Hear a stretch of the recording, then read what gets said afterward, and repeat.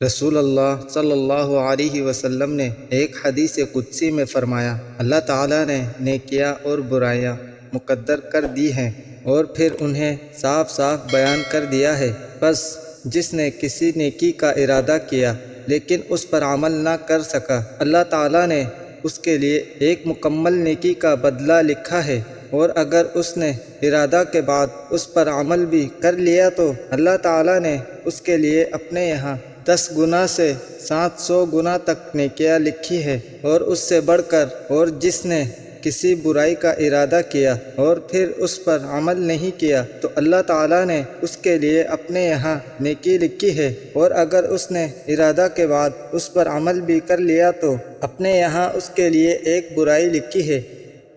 رسول اللہ صلی اللہ علیہ وسلم نے فرمایا، جب امانت ضائع کی جائے تو قیامت کا انتظار کرو۔ پوچھا، یا رسول اللہ، امانت کس طرح ضائع کی جائے گی؟ فرمایا، جب کام نااہل لوگوں کے سپرد کر دیے جائے تو قیامت کا انتظار کرو۔